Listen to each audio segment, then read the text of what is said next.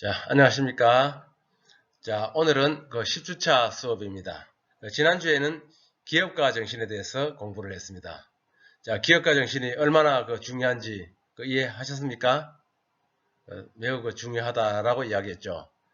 지난주에 용어하고 기업가 정신의 사례 구체적으로 공부를 했습니다. 그러니까 기업가 정신에서 무엇을 배우는가 여기에 대해서 한번 생각해 보십시오. 자, 그럼 오늘 수업 시작하겠습니다.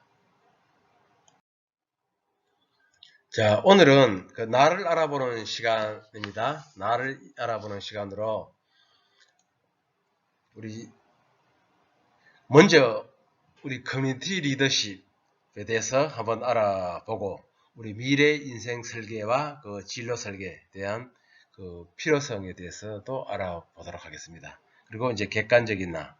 그리고 지난 시간에 말씀드린 바와 같이 우리 본 수업은 나의 근원적인 탐색을 통해 가지고 미래 내가 어떻게 살 것인가에 대한 설계라고 보면 돼요. 자, 일단 우리 다음 페이지 한번 봅시다. 구글, 자, 아마존, 여기에서는 페이스북, 커뮤니티 여러분 다 아시잖아요. 리더십인데요. 그런 여러분 매번 IT 글로벌 우리 출석 회사들도 체크를 모두 랜드 댓글을 통해 하고 커뮤니티와 있죠. 커뮤니티 리더를 관리하는 팀을 처음에는 전 단순 세계에 출석 체크를 두고 위해서 있습니다. 댓글 달기를 이게 대체 했는데 저는 느낀 무슨 점이 마법을 많이 있었습니다. 부리길래 AI 시대를 이끌며 본 수업도 전 세계 마찬가지지만은 시가총액 제가 강의하는 다른 상위의 과목 이런 기업들이 이런 있는데 커뮤니티 우리 리더십에 다른 관심을 과목 기울이고 있는 거기에는요 것일까요? 상당히 장문으로 학생들의 의견을 달고 있습니다. 제가 시키지도 않았는데도 의견을 상당히 장문으로 달고 있더라고요. 안녕하세요. 그래서 좀 놀랐는데 네, 그래서 마이크로소프트에서 수업을 일하고 있는 이소영이라고 수업을 합니다. 통해서 알게 반갑습니다. 된 점을 우리가 친구들과 공유함으로써의 더욱 우선 학습 효과가 있다는 것을 오늘은 느꼈습니다. 제가 쓴 책 제목이기도 한 본 영상을 홀로 성장하는 보시면은 시대는 무슨 말인지 끝났다라는 알게 될 주제로 것입니다. 이야기를 영상을 하려고 한번 합니다. 볼까요? 혹시 그런 사람들 주변에 한두 명씩 있지 않나요? 자기가 알고 있는 것을 어떻게든 다른 사람들에게 알려주려고 블로그도 쓰고 영상도 찍고 또 누가 질문이라도 포럼 같은 데 올리면 열심히 공부해서 막 알려주고 뿌듯해하는 사람.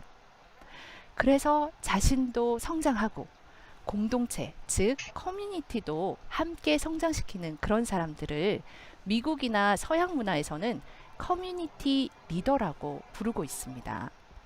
이렇게 내가 알고 있는 경험과 지식을 최대한 널리 알리고 다른 사람들이 자발적으로 내 의견에 귀를 기울이게 만드는 그런 능력을 바로 커뮤니티 리더십이라고 합니다. 저는 전 세계에서 자기가 알고 있는 기술을 다른 사람들에게 더 잘 알려주려고 오지랖을 떠는 사람들을 찾아다닙니다. 이런 커뮤니티 리더를 찾아서 어떻게 할까요? 감사하다고 상을 줍니다. 바로 마이크로소프트 Most Valuable Professional, 즉 마이크로소프트 MVP라는 상을 수여합니다. 빌 게이츠 회장님이 MS-DOS를 만들던 시대에서부터 시작해서 무려 25년간을 전 세계에서 3,000명이 넘는 커뮤니티 리더 잘 MVP 알아두세요. 상을 수여해 오고 있습니다. 최근에는 마이크로소프트뿐만이 아니라 구글, 아마존, 페이스북, 여러분 다 아시잖아요. 그런 IT 글로벌 회사들도 모두 커뮤니티와 커뮤니티 리더를 관리하는 팀을 전 세계에 두고 있습니다. 이게 대체 무슨 마법을 부리길래 AI 시대를 이끌며 전 세계 시가총액 상위의 이런 기업들이 이런 커뮤니티 리더십에 관심을 기울이고 있는 것일까요? 자, 우리는 지금 4차 산업혁명이라고 불릴 정도로 가파른 기술 혁신 한가운데 살고 있습니다. 근데 세상은 너무 빨리 변하고 있는데 딱 하나 바뀌지 않는 게 있습니다. 우리가 공부하는 방식입니다. 우리가 공부하는 방식을 한번 머릿속에 떠올려 볼까요? 도서관에서 수없이 많은 문제들을 풀고 그리고 혼자 고독하게 공부하죠. 그리고 시험을 잘 치르기 위해 애쓰는 모습이 떠오르죠. 근데 참 신기하게도 제가 오래전에 공부하던 모습과 제 아이들이 공부하는 모습이 하나도 변하지 않았더라고요. 안타깝죠. 하지만 제가 그동안 지켜본 리더들의 공부는 많이 달랐습니다. 그러면 마이크로소프트는 어떻게 MVP의 실력과 영향력을 검증할까요? 바로 이들이 온라인상에 남긴 흔적들, 기술 공동체인 커뮤니티에 기여한 영향력을 살펴봅니다. 저는 책에서 이러한 방식을 커뮤니티 공부라고 정의해 보았습니다. 커뮤니티 공부 좀 생소하시죠? 커뮤니티 공부는 무엇 하기 공부입니다. 자신이 알고 있는 것, 공부한 지식을 다양한 방법으로 다른 사람들과 소통하면서 하는 공부 방법들입니다. 지금은 온라인으로 전 세계가 연결되어 있고 또 자신이 한 공부를 온라인상에 남길 수도 있지요. 이런 것들이 모두 자신의 흔적이 되고 이력이 됩니다. 그런데 마이크로소프트가 MVP를 선정할 때도 바로 이 무엇 하기 공부를 어떻게 했는지, 어느 정도의 영향력을 끼치며 해왔는지를 평가합니다. 서울대를 나왔는지 혹은 하버드대를 나왔는지와 같은 이런 과거의 학벌을 보지 않는다는 것이죠. 커뮤니티 공부가 정말 학벌보다 힘이 셀까요? 좀 못 믿어 하시는 표정들이신데 저는 마이크로소프트에서 16년간 일하며 정말 많은 사례들을 만났습니다. 동료나 상사로 함께 일하신 분들 중 물론 하버드나 카이스트와 같은 명문대를 나오신 분들도 계셨습니다. 그렇지만 동시에 전문대학, 지방대 출신, 심지어 고졸학력의 분들과도 함께 일했고 그들의 성장을 오랫동안 지켜보았습니다. 현재 마이크로소프트에서 기술자로 아주 잘 나가시는 모 부장님을 먼저 소개하고 싶습니다. 놀랍게도 이분은 부산에서 중학교를 다닐 때 750명 중에 700등을 한 분이세요. 그래서 더 이상 진학할 고등학교가 없다는 진단을 받고 이제 부모님이 굉장히 실망하셨겠죠. 아, 우리 아들이 더 이상 고등학교도 진학을 못하는구나 하고 대실망하시는 그 모습을 보고 부랴부랴 이제 정신을 차리기 시작한 거예요. 그러면서 함께 놀던 불량배 친구들을 모아서 스터디 커뮤니티를 꾸립니다. 그런 다음에는 암기 과목 위주, 왜냐면 이미 너무 늦어서 국영수는 포기하고 암기 과목 위주로 서로 역할을 나누어서 함께 공부를 하기 시작합니다. 그렇게 해서 놀랍게도 몇 개월 시험이 남지 않았지만 그 함께 공부하던 친구들이 모두 고등학교를 갔어요. 네. 그러고도 공고를 갔고요. 그리고 부산에서 전문대를 나오셨습니다. 그리고 또 한 명의 죄송합니다. 부산 사나이 강성욱 님도 있네요. 이분도 마찬가지로 전문대를 나오시고요. 부산 전자상가에서 컴퓨터 부품을 팔던 일을 하셨습니다. 그런데 지금은 미국 LA에서 NHN 북미 지사에서 시니어 데이터베이스 엔지니어로 일하고 있습니다. 강성욱 님은 자신이 공부한 내용을 블로그에 계속 올렸습니다. 각종 온라인 기술 포럼에서 데이터베이스 관련 질문이 올라오면 본인의 일도 아닌데도 밤을 새워서 공부해서 답변을 달고요. 지금도 이런 일을 하고 계십니다. 즐거워서요. 그렇게 자신은 물론 공동체의 성장을 이끄는 커뮤니티 리더가 되어 즐겁게 성장을 해오셨습니다. 그런데 또 하나 더 놀라운 것은 이러한 커뮤니티 리더십이 개인의 성장에만 영향을 미치지 않는다는 것입니다. 모두 빌 게이츠 회장님은 아시잖아요? 네. 그분이 회사를 설립을 하고 그의 하버드 동창생인 스티브 발머 회장님이 오랫동안 회사를 이끌어 왔습니다. 제가 입사하고도 12년가량을 이분 밑에서 일을 했어요. 하버드 출신답게 아주 기준이 높았습니다. 그리고 제 부서의 디렉터들도 명문대 출신이 많았고요. 그들의 높은 기준을 맞추느라 회사 생활이 많이 고달프기도 했어요. 그런데 안타깝게도 그 기간 동안 마이크로소프트의 주가는 $20대를 넘지 못하고 인터넷이나 모바일 등 신규 비즈니스가 막 탄생을 하여 아주 큰 회사들이 탄생을 할 동안도 저희는 성공을 하지 못했습니다. 바로 이때 이런 상황에서 아주 생소한 사람을 회장으로 임명을 하게 됩니다. 바로 인도에서 나고 자라서 아직도 인도 액센트를 가지고 있는, 그리고 마이크로소프트의 신입 사원으로 입사하신 분이세요. 사티아 나델라라는 인물인데요. 사티아 회장님이 다니신 인도의 공과대학을 제가 조사를 좀 했어요. 그러니까 인도가 굉장히 좋은 공과대학도 많고 똑똑한 분들도 많잖아요. 그래서 그 중에 한 좋은 대학을 나오셨겠거니 생각을 했는데 18위 정도 되는 아주 평범한 공과대학을 나오셨더라고요. 그리고 미국에서 대학원을 다녔는데 우리가 생각하는 아주 아이비리그라든지 유명한 대학이 아니셨어요. 그냥 40위권의 평범한 공과대학이었고요. 그런데 이런 분이 회사를 맡고 아주 드라마와 같은 일이 벌어집니다. 10수년을 20달러대를 절대 넘지 않던 주가가 50을 넘고 100을 넘고 180달러대까지 고공 성장을 한 것입니다. 그리고는 시총 1위를 재탈환을 했어요. 어떻게 이런 일이 가능했을까요? 제가 이 시간을 모두 겪으면서 깨달은 비결은 사티아 회장님이 바로 인재를 보는 관점을 완전히 바꾸셨기 때문이라고 생각합니다. 자, 그러면 사티아 회장님 시대의 인재는 누구일까요? 사티아 회장님이 오시고 저희 직원들이 귀에 못이 박히도록 들은 말이 있다면 바로 성장 마인드셋입니다. 사람은 누구나 어떤 상황, 어떤 조건에서도 성장할 수 있다고 믿는 마음가짐을 말합니다.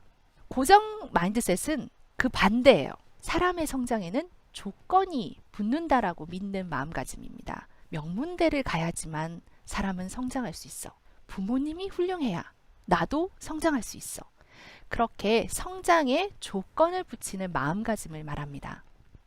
사티아 나델라 회장님은 성장 마인드셋, 즉 언제나 성장할 수 있다는 그런 마음가짐으로 직원들과 회사의 문화를 대대적으로 바꾸어 나갔습니다. 제 위상사들도 다 그런 커뮤니티 리더십 그리고 성장 마인드셋을 가지고 계신 분들로 모두 교체가 되더라고요. 그리고 회사도 날로 날로 성장하게 되고요. 이런 상황이니 저 스스로도 성장 마인드셋으로 커뮤니티 리더가 돼야겠다는 생각을 하게 되더라고요. 그간의 경험을 모아서 책도 쓰고 커뮤니티에서 길을 찾는 사람들 줄여서 커뮤니티 길찾사라는 커뮤니티도 직접 운영하며 커뮤니티 리더십을 쌓기 원하는 이들을 도우며 사회에 선한 영향력을 미칠 방법을 찾게 되더라고요. 그러면서 저 스스로도 정말 많은 긍정적인 변화를 경험하고 있습니다. 아직도 AI 시대가 두렵기만 한가요? AI는 결국 인간의 삶을 돕고 우리가 더 많은 일을 할 수 있도록 돕기 위한 도구에 지나지 않습니다. 하지만 이 도구는 선한 영향력으로 공동체의 성장에 기여하려는 이들에게는 큰 기회가 될 수 있습니다. 꼭 좋은 대학에서만 공부하고 성장할 수 있다는 고정 마인드셋도 버릴 필요가 있습니다. 조금만 찾아보시면 내가 성장할 수 있는 커뮤니티도 많고 내 성장을 도와줄 수 있는 좋은 강의 자료나 그리고 선생님들도 많이 계십니다. 자신이 좋아하는 분야를 찾아 커뮤니티 공부로 커뮤니티 리더십을 꾸준히 짜 나가시면 됩니다. 커뮤니티 리더십 아직도 조금 어렵게 느껴지실까요?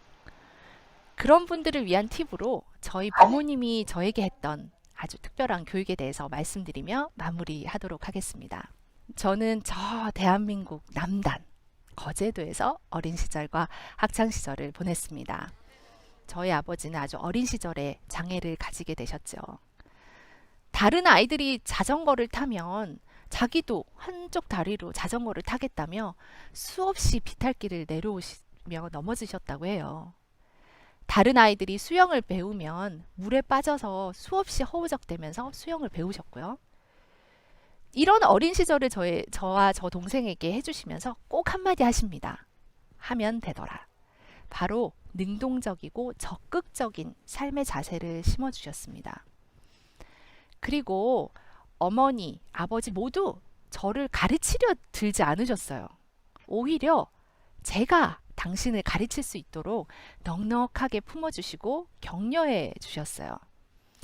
제가 영어 단어를 배우면 부모님께 영어 단어를 가르쳐 드리고, 또 제가 좋은 책을 읽으면 엄마에게 내가 읽은 좋은 책을 얘기해 드리고 엄마도 얘기해 주고.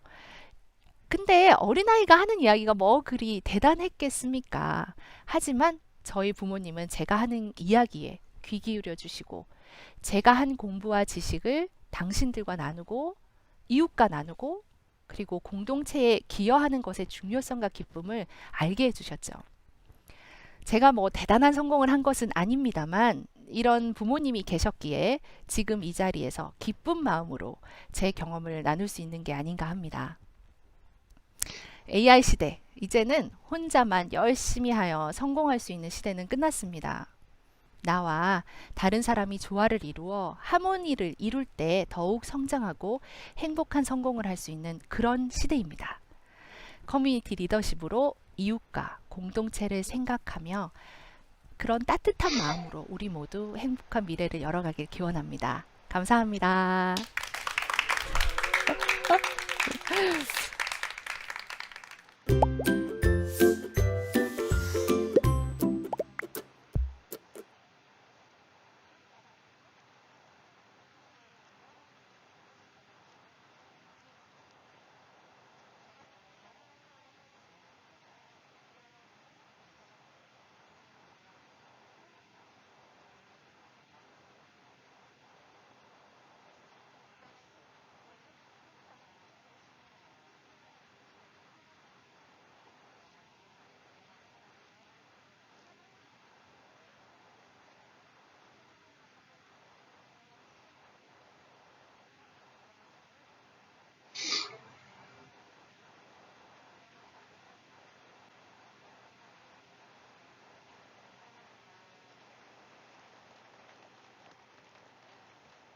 잘 들으셨죠? 자, 커뮤니티 리더에 대해서 그 역할, 커뮤니티 리더십의 역할 아시죠? 저희 보니까 유대인의 그 슈퍼인재도 생각이 나고, 이런 것이 바로 우리 기업가 정신이라고 저는 보고 있습니다. 그러니까 저는 또 기업가 정신의 키워드를 하나 더 추가를 한다면은 커뮤니티 리더도 하나 저는 포함을 시키고자 합니다. 우리 여기서 그 중요한 것은 우리 공부하는 방식에 대해서 이야기했죠. 그래, 공부하는 방식이 어떤 방식이냐? 커뮤니티 공부. 그렇기 때문에 우리가 공부를 하고 나서, 우리 이 수업을 나고 나서 이제 그 밴드 댓글을 달잖아요. 여러분들이 다는 댓글을 갖고 또 다른 친구들이 보면서 같이 공유를 해 나가는 거예요. 그래서 혼자 공부를 하는 것이 아니고 모두 하모니를 갖춰가지고 공유하면은 더 좋은 그 학습 효과가 있지 않나 싶습니다. 그래서 우리가 아까도 이야기했지만은 우리 다른 그 교육 과목에 우리 밴드 많이 그 단다 그랬잖아요. 이런 것을 보고 이런 커뮤니티 리더가 상당히 그 중요하구나라는 것을 제가 알았어요. 자, 그러면은 요거는 이제 한번 시간 나면 한번 들어보세요. 상당히 저는 좋은 그 동영상이기 때문에 제가 그거 추천하는 그 바입니다. 자, 그럼 다음 넘어가겠습니다. 자, 여러분, 그 인생 설계와 직업 진로 설계, 그죠? 여기에 대해서 왜 이런 것들이 필요한가를 한번 봅시다. 여러분들, 나는 누구인가? 내가 어떤 재능을 가지고 있는가? 앞으로 어떻게 살 것인가? 나의 미래에 대해서 자신있게 말할 수 있는지. 여러분들, 제가 이렇게 질문을 하면은 답을 할 수 있겠어요? 제가 지난번에도 한번 말씀드린 것 같은데, 나의 미래에 대해서 자신있게 말할 수 있는 사람이 있다면은 여러분들의 인생의 한 50% 이상은 성공했다고 저는 자부합니다. 믿어야죠. 그죠? 그래서 여러분들이 그 자의에 의한 선택이 아닌 남들처럼 그 초등학교, 중학교, 고등학교를 졸업하고 지금 대학교에 들어왔잖아요. 그러나 지금부터는 스스로 선택하고 결정하고 이제 책임을 져야 돼요. 지금까지는 그죠? 그냥 내가 오기 싫어도 어쨌든 초등학교 그냥 스쳐 지나왔어. 그러나 지금부터는 나의 인생을 스스로 선택하고 결정하고 책임을 져야 한다는 거죠. 그러니까 인생은 선택이다 그랬습니다. 태어나서 죽을 때까지 선택의 연속이다 라고 이야기했습니다. 그래서 우리 삶의 방향을 정하여 내 삶을 설계하는 것이 매우 중요하다 라는 이야기를 하는 거예요. 우리가 되는 대로 사는 것이 아니고 행복하고 의미 있는 삶을 위해서 반드시 우리는 인생 설계도가 필요하다라는 것입니다. 자, 다음 볼까요? 우리 첫째 시간에 제가 한번 질문해 봤죠. 여러분들 대학을 졸업하고 난 후에 나는 무엇을 하고 있을까? 단기적으로는 2년 후 무엇을 해야 하느냐? 어떤 직업을 갖고 살아야 할까? 장기적으로 어떤 인생을 살까? 10년 후, 20년 후의 모습은 어떨까? 이런 것. 이런 것들, 생각을 하는 사람과 하지 않는 사람은 전혀 다르다라는 그런 이야기입니다. 자, 이거 한번 요것도 우리 첫째 시간에 제가 한 거죠. 요 갈로는 준비하는 사람의 목이다 그랬어요. 상당히 중요합니다. 요것도 우리가 오프라인 시험에는 옛날에 시험 문제로도 내서 뭐 이런 걸 시험에 내나라고 여러분들 의문점을 제시하는 사람들도 있죠. 우리 본 교과 과목이 이런 과목인데 4차 산업혁명과 미래 설계를 하기 위해서는 이러한 그죠? 일반적인 내용인데 여러분들 알 수 있을까요? 기억을 한번 더듬어 보세요. 뭐는 준비하는 사람의 목이다 그랬죠? 미래, 그죠? 미래는 준비하는 사람의 목이다. 나의 미래는 어떤 모습을 보면 알 수 있다? 상당히 중요합니다. 우리 현재. 여러분들의 지금의 모습을 보면은 미래의 모습이 보인다라는 거죠. 여러분의 지금의 그 성실성, 착실성, 게으름성, 그죠? 그걸 보면은 미래를 볼 수 있다라는 그런 이야기입니다. 자, 그 다음. 현재 내가 준비하는 것이 나의 당연히 미래의 모습이다. 현재 어떻게 하느냐를 보면 그 사람의 미래가 보인다. 그러면 어떻게 준비해야 할 것인가? 준비하기 위해서는 뭐가 있어야 되죠? 열정이 있어야 돼요. 여러분, 이 열정은 젊음만 갖고 있는 거예요. 특히. 그죠? 열정이 있어야 한다. 그리고 인생을 바꾸는 것. 여러분들, 지금까지 초등학교, 중학교, 고등학교 때 혹시 좀 실패했다라고 하면은 지금부터 바꿔야 되는 거예요. 바꾸려면은 첫 번째는 뭐가 있어야 되죠? 동기. 계기가 있어야 되죠. 그래서 저는 항상 이렇게 이야기합니다. 여러분들은 우리 유한대학교 교양과목 4차 산업혁명과 미래설계 이 교과목을 듣고 이 계기로 이러한 동기로 한번 인생을 바꿔봐야 되는 거예요. 바꿔야 되겠죠? 자, 같이 갑시다. 자, 그 다음 인생을 바꾼 것은 동기요 또 열정이다. 그죠? 열정이 있어야 되고 희망이 있어야 돼요. 목표가 있어야 되는 거예요.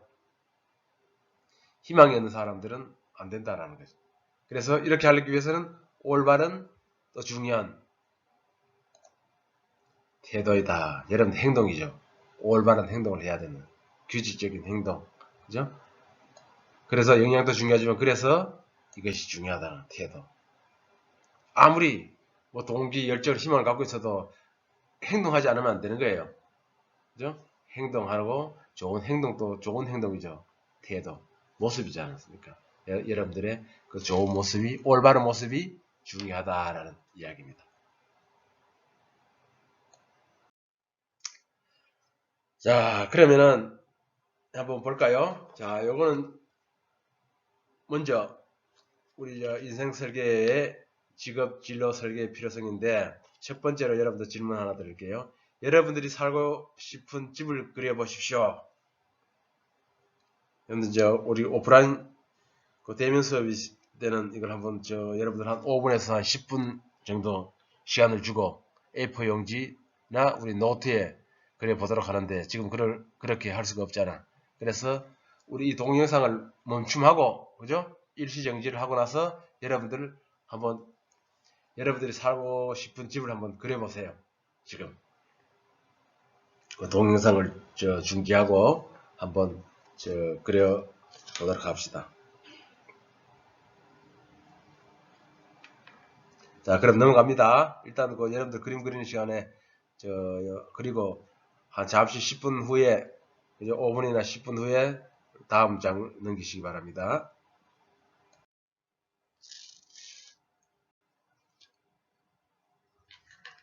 자, 여러분들이 집을 그리면 어떻게 돼요?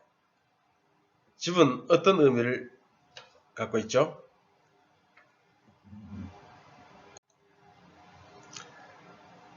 여러분들, 어떤 사람들은 우리 초가집을 그리고, 어떤 사람은 기와집을 그리고, 빌딩을 그리고, 우리 별장 등 다양하게 그린다, 그죠? 여러분들이 자신이 원하는 집을 그렸을 겁니다. 우리 여기에 있는 이 그림 외에도 우리 작년에 우리 학생들 테스트를 한번 해보니까 상당한 다양한 그림을 그리더라고요. 어떤 사람들은 또 이 외형적인 집이 아니고 우리 내부를 그리는 사람들도 있더라고. 근데 여러분, 우리 집을 그릴 때 가장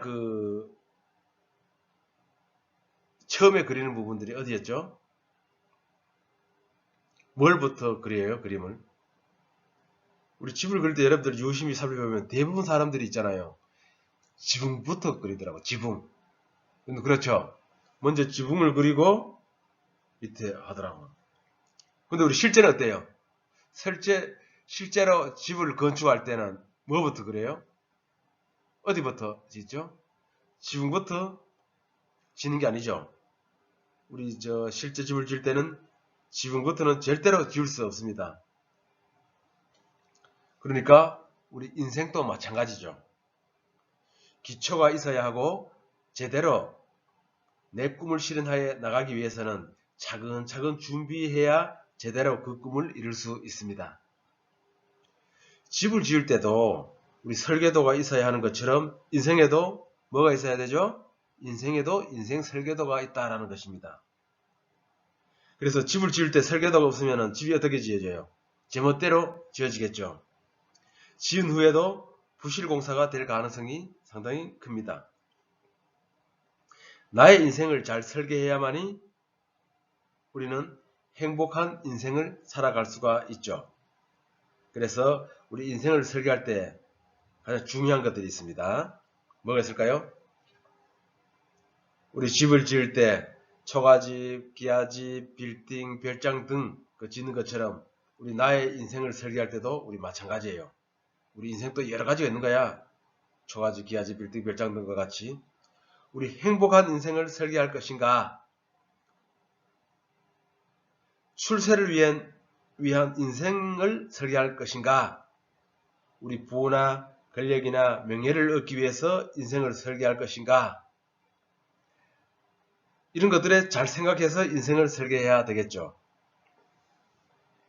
그래서 우리 자신의 가치가 무엇인지 정확히 판단해서 그 가치를 실현해 가기 위한 인생을 설계하는 것이 매우 중요하다고 저는 생각합니다. 잘못된 설계도는 부실공사를 하게 만들죠.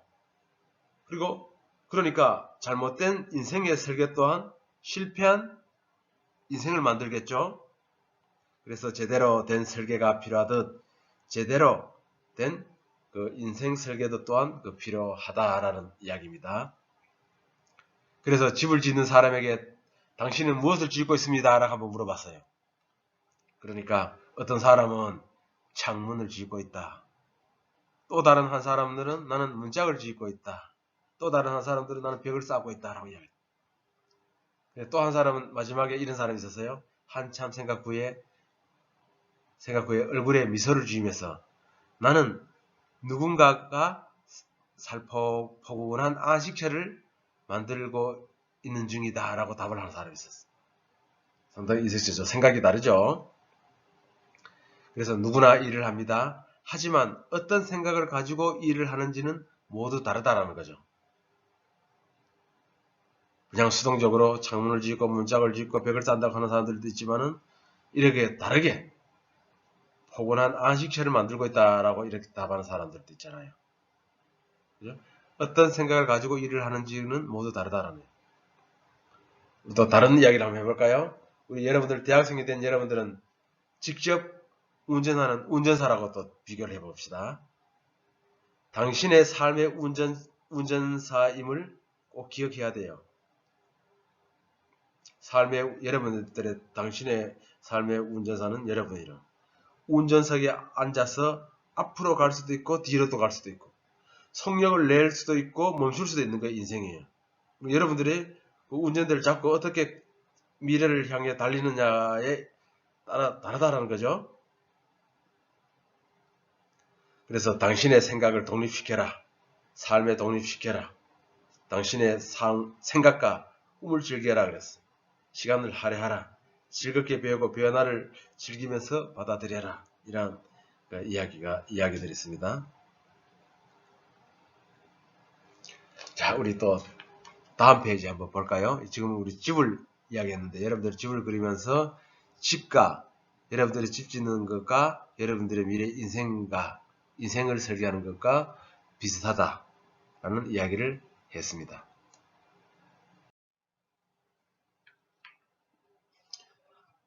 자, 그리고 우리 집은 어떤 의미를 담고 있을까요? 우리 집안에는 가정이 있고 사랑이 있고 행복이 있다. 우리 집이라는 것은 하우스라는 것은 그렇잖아요. 그래서 우리 미국의 우리 신학자이자 작가인 그 피터 리비스가 이야기한 우리 좋은 이야기가 제가 있어서 한번 꺼내와 봤습니다. 참 좋은 말이죠. 여러분 한번 왼쪽에 한번 볼까요? 돈으로는 호화로운 집을 살 수는 있어도 행복한 가정은 살 수 없다. 돈으로 집은 살 수 있어도 행복한 가정은 살 수 없죠. 가슴에 와닿습니까? 돈으로는 사람은 살 수 있어도 그 사람의 마음을 살 수가 없다. 그리고 돈으로는 최고의 좋은 침대는 살 수 있어도 최상의 달콤한 잠은 살 수 없다. 참 이 문구 상당히 기억이 가슴에 와닿아요. 우리 어머님도 지금 잠을 잘 못 주무시거든. 한 70대 후반이신데 지금 불면증이고 여러분들 할머니 할아버지에서도 우리 잠 못 잔다 하시는 분들이 많으실 거예요. 아무리 좋은 침대를 사드려도 그죠? 이 달콤한 잠은 잘 수가 없다는 거죠. 가장 달콤한 잠은 좋은 침대가 아니라 우리 일반 방바닥에서도 달콤한 잠이 가장 중요한 거예요. 여러분 다 젊었으니까 이런 걸 못 느끼겠는데 그 불면증 한번 여러분들 가끔 있을 때 있죠. 그죠? 상당히 고통스럽다라는 이야기. 그리고 오른쪽을 한번 봅시다. 돈으로 시계는 살 수 있어도 흐르는 시간은 살 수 없다. 많이 들어본 이야기죠. 그리고 돈으로 얼마든지 책을 살 수 있어도 결코 삶의 지혜는 살 수 없다 그랬어요. 우리 지혜는 살 수 없는 거 여러분들이 만들어야 되는 거예요. 공부를 많이 해가지고. 그리고 돈으로 지혜는 살 수 있어도 가슴에 우러러 나오는 존경은 살 수 없다. 우리 쉬어가는 기분으로 한번 리뷰해 봤습니다.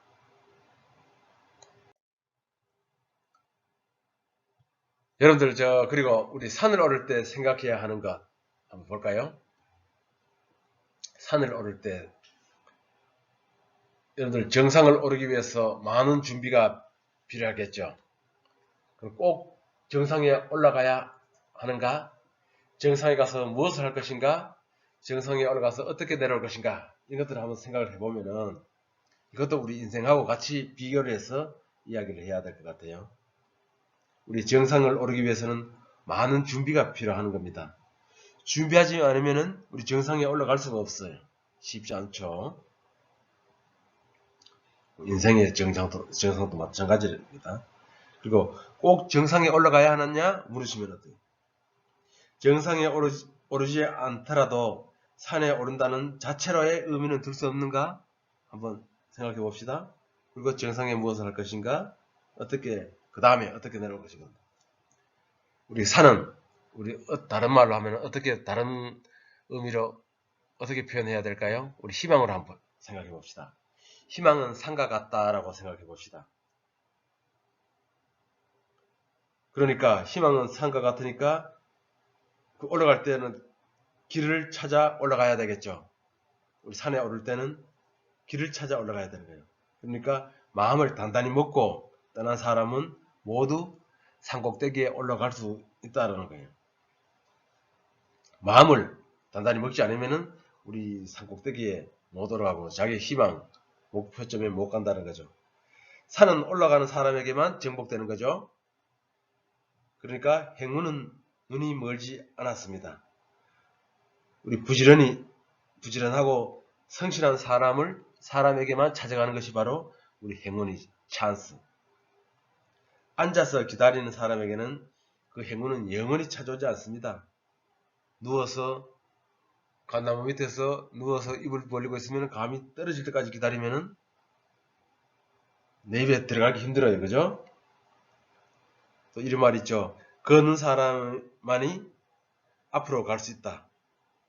걷지 않으면 앞으로 갈 수가 없어요. 그러니까 노력하는 사람에게만 행운이 온다라는 거죠. 여러분들 인생에 그 행운, 찬스가 3번 온다는 사람도 있고 5번 온다는 사람들도 있어요. 그랬을 때 행운이 왔을 때 지금도 여러분들 눈앞에는 행운이 떠다닌다더라고. 떠다니지만 그 행운을 잡아야 되는 거예요. 여러분들 운이 있다고 이야기하죠. 운이 있는 것은 항상 운은 여러분 떠다닌다라고 이야기하잖아. 그럼 그 운을 딱 잡을 때는 준비가 되지 않는 사람은 그 행운을 잡지 못한다라는 이야기예요. 여러분들 직장생활 하는 것도 마찬가지예요. 취업을 할 때 좋은 회사가 그 채용 정보에 떴을 때 그 준비가 된 자에만은 그 회사에 갈 수가 있는 거야. 채용 정보를 보고 나서 자격증을 따고 그 스펙을 만들려면은 이미 늦었죠. 그러니까 우리 학생 시절에 그런 스펙을 만들어 가자라는 이야기죠. 그게 바로 인생의 그 설계도의 하나의 한 꼭지라고 보면 되죠. 그래서 우리가 이제 산 이야기가 나왔으니까 우리 당신의 인생은 매일매일 등산할 때처럼 살아라라는 이야기합니다. 이따금 산꼭대기를 쳐다보는 것처럼 여러분들은 목표를 명심해야 되는 거예요. 하지만은 다른 계곡에 오를 때마다 주위에 있는 아름다운 경치를 또 구경해 봐야 되겠죠. 천천히 여유있게 오르면서 주어진 순간을 즐기면서 그러면서 당신은 모든 여행이 끝난 후에 산꼭대기에 올랐을 때 가장 아름다운 경치를 구경하게 될 것입니다. 여러분들의 목표의 정상에 올랐을 때 여러분들의 인생도 한번 내다볼 수 있는 기회가 있지 않을까요? 그 인생이라는 커다란 가게에 들어가서 당신이 원하는 것을 무엇이든지 가져라는 단 그것에 대한 대가를 항상 지불할 준비를 하라. 그것이 바로 인상이라는 가계의 법칙입니다. 그래서 우리 인생은 즐거운 일만 끊임없이 계속되는 피크닉, 드라이브 같은 것이 아니다라는 거죠. 그죠? 빛과 그늘과 산과 골짜기, 명암이 엇갈리는 변화와 넘친 여정이죠. 인생이라는 것은. 그래서 불행이나 괴로움은 그것과 직접 대면하기 싫다고 해서 담요를 덮으시고 눈을 가리고 있으면 언젠가는 없어져 버리는 유령같이 되는 것이 아니에요. 불행도 괴로움도 우리 인생의 한 부분이라는 것 잘 알아둬야 되겠죠. 그래서 우리 성장과 성숙은 그것들에 대한 우리의 태도와 밀접하게 맺어져 있다는 거죠. 그래서 우리의 몫이 밤을 견디면 우리 아침이 밝은다는 말 있잖아. 그죠? 일자로 뻗은 고속도로만 달린다고 여러분 한번 생각해 보세요. 직선만 달리면 어떻게 돼요? 피곤해 합니다. 그렇기 때문에 우리 곡선이 있어야만이 살아갈 그 맛이 난다라는 이야기잖아. 그러니까 인생은 직진이 아니고 여러 그 경험을 하면서 살아가는 거죠. 취미 활동이나, 그죠? 여러분들이 좋아하는 그 역할을 해가면서 우리 벤치마킹을 하고, 그죠? 좋은 경험을 쌓으면서 인생을 살아간다는 그런 이야기입니다. 그게 바로 우리 불행과 괴로움을 같이 가는 것이 인생이라는 것을 알아주세요. 자, 우리 산에 오를 때 생각하는 것을 했습니다. 자, 인생에서 중요한 세 가지 선택은 무엇일까 한번 볼까요? 우리 인생은 B에서 D 사이에 C에 의해서 좌우된다라고 이야기를 합니다. 즉 태어나서 죽을 때까지 선택의 연속이다. 자, 무슨 말인지 한번 볼까요? 자, 인생에서 중요한 그 세 가지 선택은 무엇일까라고 한번 볼까요? 어떤 선택을 하느냐에 따라 인생은 달라진다라고 이야기합니다. 우리 그 순간의 선택은 그 10년을 좌우합니다라는 그런 그 옛날에 그 TV 코마셜이 있었죠. 그죠? 그 이중 인생의 가장 중요한 세 가지 선택이 있는데 바로 우리 첫 번째는 배우자의 선택, 아주 중요하죠. 둘째 직업의 선택, 세 번째가 우리 가치관의 선택. 그래서 자, 우리 첫 번째 한번 배우자의 선택 한번 볼까요? 왜 중요한가? 인생은 그 만남의 연속이잖아. 그래서 누구를 만나느냐에 따라서 행복과 불행이 결정되기도 합니다. 어떤 사람은 배우자를 잘 선택해서 행복하게 사는 행복한 인생을 사는 반면에 어떤 사람은 배우자를 잘못 선택하여 불행한 인생을 사는 경우가 많이 봅니다. 종종 봅니다. 그래서 우리 배우자를 선택할 때 어떤 기준으로 선택해야 할까요? 여러분들은 저 스펙보다 우리 한번 성품을 먼저 보는 사람들이 있어. 그러니까 매력보다는 그 사람을 보라는 말이 있죠. 스펙보다는 그 사람의 성품이 좋은 거예요. 똑똑하다고 되는 게 아니고 여러분들하고 성품도 맞아야 되고 스펙 그죠? 그 인간성이 되어야 된다는 그 이야기겠지. 그리고 나와 맞는 사람인지 봐야 되겠죠. 공감을 잘하는 사람이 아닌 그 책임감이 있는 사람을 선택해야 합니다. 가족을 책임지고 감당할 수 있는 사람을 선택하는 것이 좋겠죠. 그러니까 나의 단점과 약점을 보완해 줄 수 있는 사람을 선택하는 것이 좋겠다라는 이야기. 그리고 사람의 이미지가 그 사람의 전부가 아니잖아요. 겉으로 드러나는 외모보다는 그 사람의 됨됨이를 보는 것이 좋겠죠. 우리 젊었을 때는 그 외모를 보고 잘생겼다, 그죠? 미녀다, 막 그렇게 보고 하는 사람들이 있는데 또 결혼은 그렇지 않다라는 거죠. 성품도 좋고 외모도 좋고 책임감 있으면 금상첨화겠지만은 외모는 별로인데 책임감은 있고 성품이 좋다면은 또 천만다행이고 외모도 안 되는데 능력도 모자라고 성분도 안 되면은 설상가상이라고 이야기하죠. 여러분들 이 세상에는 우리 신이 여러분들이 그 5가지 오복을 다 주지 않아서요. 그렇게 100% 완벽한 사람들은 제가 본 적이 없어 지금까지. 두 번째 한번 직업의 선택. 여러분들은 이 직업을 선택할 때 중요한 것이 이겁니다. 직장이 아니라 직장과 직업에 대해서 알아야 되는 거예요. 직장은 뭐죠? 직장은 회사를 이야기하는 거죠. 삼성, 현대, 두산, 롯데 이러한 근무하는 장소를 말하는 거잖아. 그럼 직업은 뭐죠?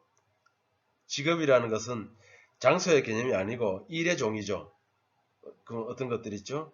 가르치는 일, 서비스하는 일, 디자인하는 일, 게임을 만드는 일, 이러한 여러 가지가 있겠죠. 그죠? 그렇기 때문에 어찌 보면은 이 직업을 선택할 때 회사보다는 어떤 일을 할 것인가가 사실 중요한 거야. 근데 우리 사람들, 우리 지금 우리 친구들은 이랬죠. 나는 대기업이야. 대기업 가서 뭘 할 거야?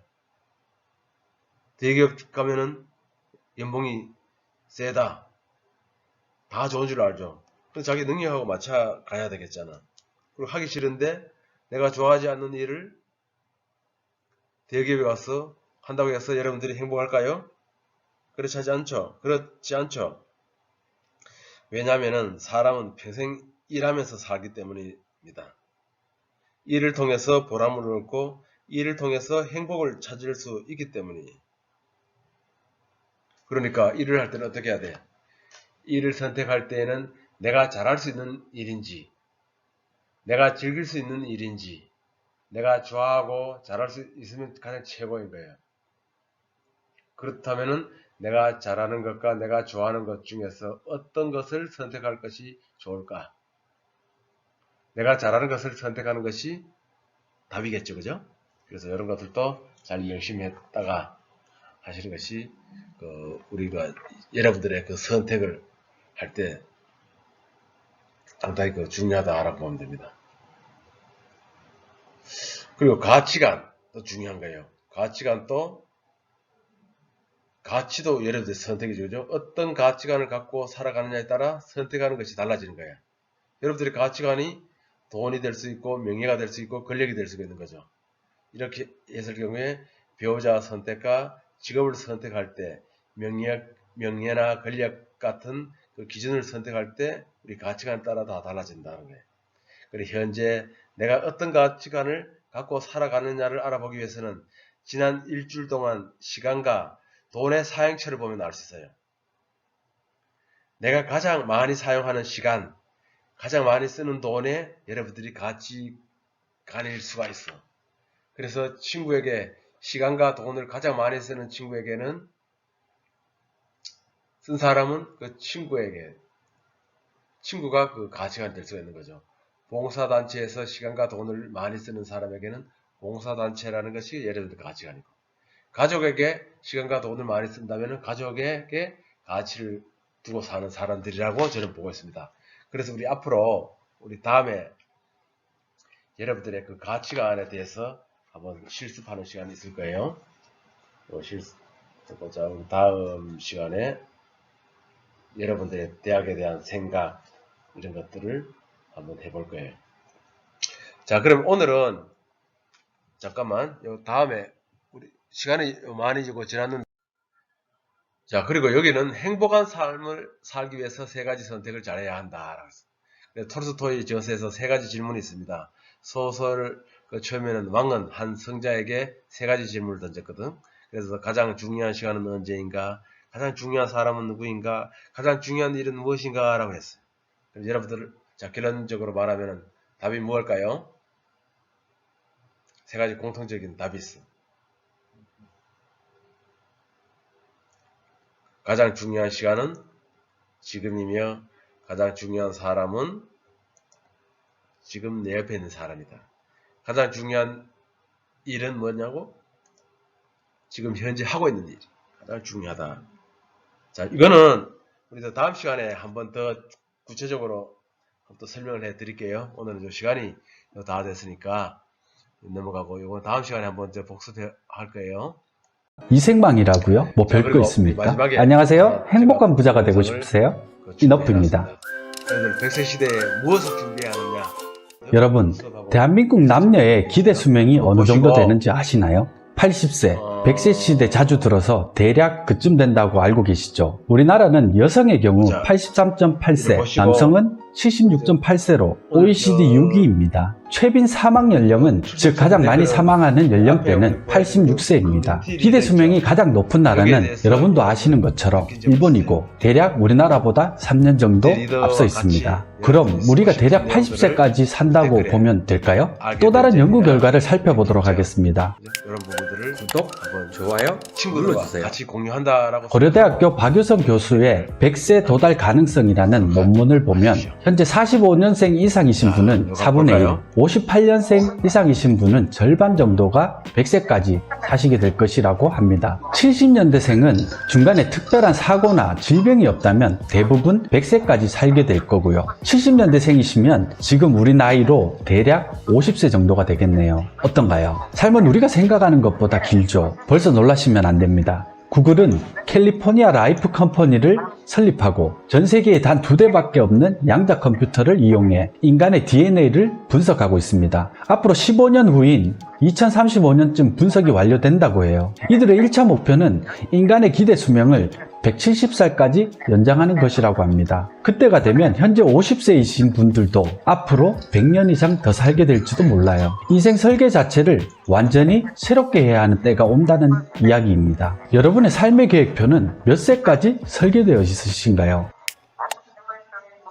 말도 많고 탈도 많았던 김난도 교수의 아프니까 청춘이다라는 책을 한 번쯤은 읽어보신 분들 많으시죠. 책에서는 우리네 삶을 하루, 즉 24시간이라고 가정을 하고 우리는 현재 몇 시쯤 지나고 있는지 이야기합니다. 우리의 삶은 80세까지로 가정하고 그걸 하루 24시간으로 쪼갠 것이죠. 당시 신선한 충격을 받았던 기억이 납니다. 그럼 거기에 우리의 삶을 한번 적용해 볼까요? 책에서는 80세를 가정했지만 대부분 100세까지 살게 될 것이니까 100세로 가정해 보겠습니다. 하루 24시간, 즉 1440분으로 삶을 나누면 1년은 대략 14.4분에 해당됩니다. 그럼 여러분이 이제 막 20살이 되었다고 한다면 인생의 시계는 몇 시쯤 지나고 있을까요?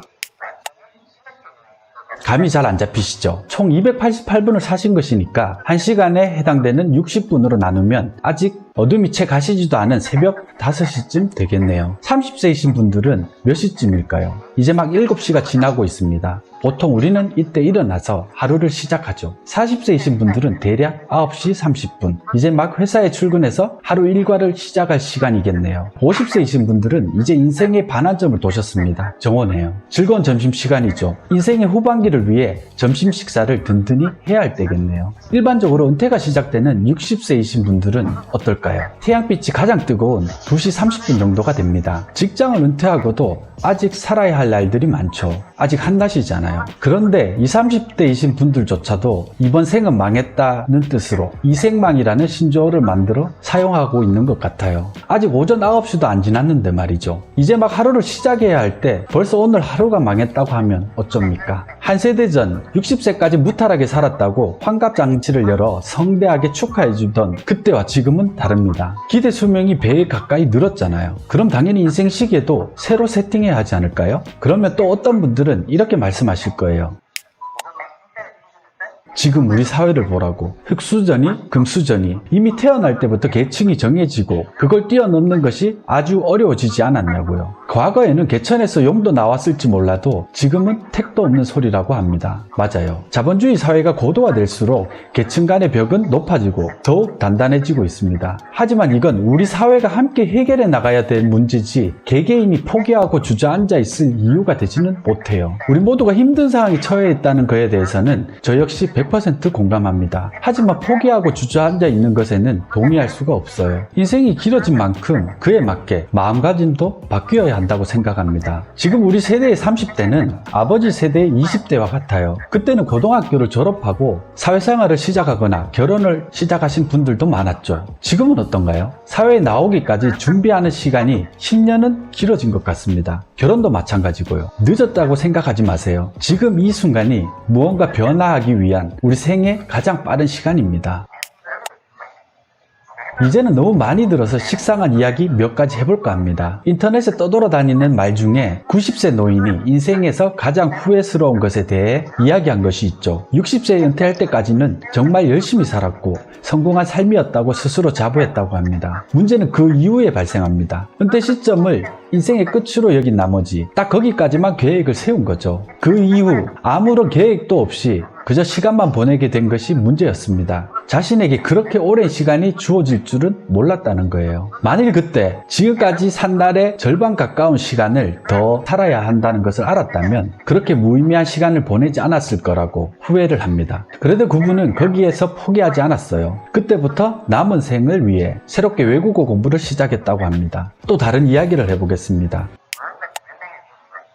매일경제에 연재된 세광테크놀로지 정광호 대표의 이야기입니다. 솔개라는 새가 있습니다. 지구상에서 가장 장수하는 조류로 알려져 있죠. 솔개는 최고 약 70년의 수명을 누릴 수 있다고 하는데 이렇게 장수하려면 약 40세가 되었을 때 매우 고통스럽고 중요한 결심을 해야 한다고 합니다. 솔개는 약 40세가 되면 발톱이 노화하며 사냥감을 그다지 효과적으로 잡을 수 없게 된다고 합니다. 부리도 길게 자라고 구부러져 가슴에 와닿을 정도가 되고 깃털이 짙고 두껍게 자라 날개가 무거워져 하늘로 날아오르기가 나날이 힘들게 되죠. 이쯤이 되면 솔개에게는 딱 두 가지 선택이 있다고 합니다. 그대로 죽을 날을 기다리든가 아니면 반년에 걸친 매우 고통스러운 갱생 과정을 수행하는 것입니다. 갱생의 길을 선택한 솔개는 먼저 산 정상 부근으로 올라가 둥지를 짓고 고통스러운 수행을 시작한다고 합니다. 먼저 부리로 바위를 쪼아 부리가 깨지고 빠지게 만들어요. 그러면 서서히 새로운 부리가 돋아나기 시작합니다. 그런 후 새로 돋은 부리를 이용해 발톱을 하나하나 뽑아냅니다. 그리고 새로 발톱이 돋아나면 이번에는 날개의 깃털을 하나하나 뽑죠. 이리하여 약 반년이 지나 새 깃털이 돋아난 솔개는 완전히 새로운 모습으로 변신하게 됩니다. 그리고 다시 한번 힘차게 하늘로 날아올라 인생의 후반을 맞이한다고 합니다. 어떤가요?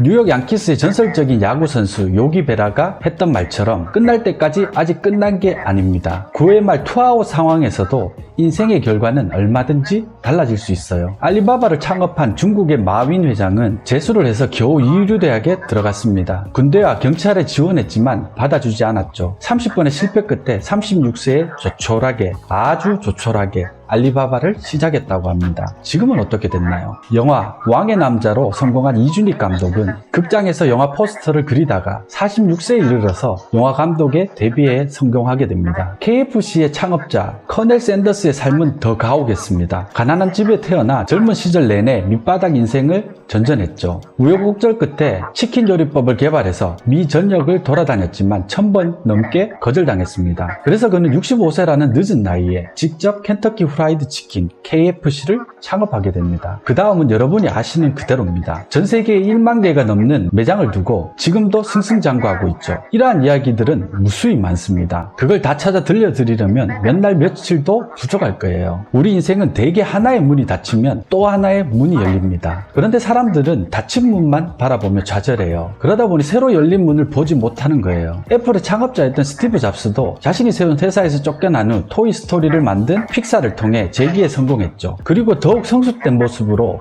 새롭게 애플로 돌아가 지금의 애플을 만들었습니다. 정치인 이준석 씨의 이야기도 무척 흥미롭습니다. 하버드 재학 시절 마크 저커버그가 페이스북 시스템을 만드는 것을 보고 이렇게 조언해 주었다고 합니다. 얘들아, 한국에는 이미 싸이월드라는 엄청난 SNS 서비스가 있단다. 너희들이 만든 건 싸이월드에 비하면 유치한 수준이야. 그 이야기에 실망해서 저커버그와 그의 팀이 그때 페이스북 서비스를 접었다면 어떻게 됐을까요? 정치인 이준석 씨의 입장에서도 그때 페이스북 서비스에 합류하지 못해 세계적인 거부가 될 수 있는 기회는 놓쳤죠. 그건 단지 하나의 문이 닫힌 것에 불과해요. 지금 한국에 돌아와서 정치인으로서 새로운 길을 가고 있잖아요. 늘 하나의 문이 닫히고 또 새로운 하나의 문이 열린답니다. 사람은 나이가 들어 늙는 것이 아닙니다. 꿈꾸기를 멈추고 성장하고자 하는 의지를 접는 순간 비로소 늙기 시작합니다. 저 멀리 반짝이는 별을 목표로 삼으세요. 그렇게 노력하다 보면 비록 실패하더라도 저 하늘 어디쯤엔가 다다르게 될 겁니다. 지금까지 인생 시계에 대한 비유를 통해 우리 모두는 아직 젊다고 이야기한 이유가 뭘까요? 바로 조바심을 내지 마시라는 말을 꼭 전하고 싶어서입니다. 조바심은 항상 이를 그르칩니다. 그리고 사기꾼들은 조바심을 내는 사람, 쓸데없이 욕심을 부리는 사람을 노립니다. 그분들은 현실을 있는 그대로 직시하지 못할 가능성이 크거든요. 지금 아니면 안 된다. 이번이 마지막 기회다. 빨리 계약금 입금하시는 분이 임자다. 뭐 이런 말들이 이성을 마비시키죠. 상식적으로 불가능한 수익을 보장한다거나 잘 모르는 사람이 당신에게 특별히 무언가 알려준다고 하면 의심부터 하셔야 해요. 10중 9은 당신이 가진 것들을 빼앗기 위해 접근했을 가능성이 큽니다. 부정적인 마인드를 가지신 분들은 속으로 이렇게 생각하실 거예요. 또 뻔한 이야기네. 맞아요. 세상에 새로운 이야기는 없어요. 아직도 고전이 읽히고 사람들 입에서 회자되는 것은 삶의 근본 진리는 수세기가 흘렀지만 거의 변하지 않았기 때문입니다. 다만 그 형태를 조금씩 바꿔갈 뿐이죠. 새로운 사실을 전달하기 위해 이 장황한 이야기를 들려드린 게 아니에요. 이 이야기를 듣는 순간만이라도 가슴 한켠에 다시 희망이 움트고 의지가 불타오르는 감정을 느껴보시길 바래서입니다. 작심삼일이라고요? 맞아요. 오래 가진 않습니다. 그러면 이렇게 한번 해보세요. 매 3일마다 아니면 매 일주일마다 자신의 심장을 다시 뛰게 해줄 이야기들을 찾아 읽어보세요. 그러면 되잖아요. 뭐 별거 있습니까? 구독, 좋아요 눌러주세요.